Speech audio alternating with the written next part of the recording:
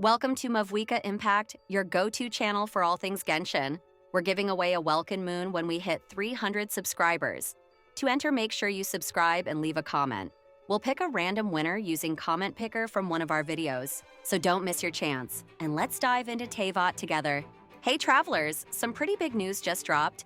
Genshin Impact's developer, HoYoverse, has been hit with a $20 million fine by the FTC, and they're now facing some serious restrictions on how they handle loot boxes. Or, as we know them, Gacha.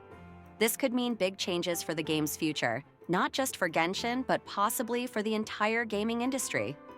In today's video, we'll break down why this happened, what changes are coming to Genshin, and how it'll affect us as players. Whether you're a casual player or someone who pulls on every banner, this is something you won't want to miss. Let's dive in. On January 17th, the FTC announced that HoYoverse would pay a $20 million fine and face new restrictions on loot boxes.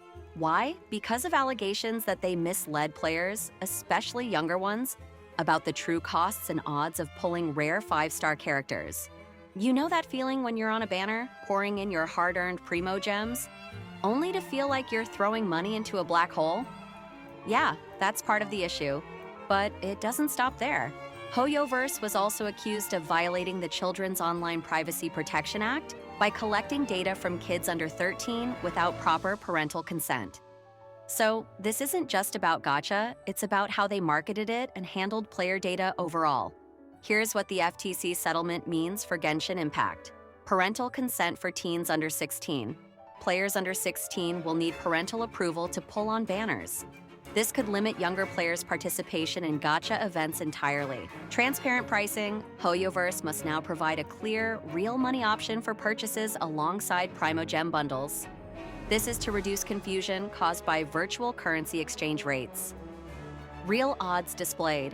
Ever wondered if your luck was worse than advertised? HoYoverse will now be required to show the actual odds of pulling specific characters and weapons clearly. Now, let's talk about what this means for us. No more guesswork. One of the most frustrating parts of Genshin is manually counting your pulls to figure out your pity. Imagine having a built-in pity tracker that tells you exactly where you stand. That could become a reality.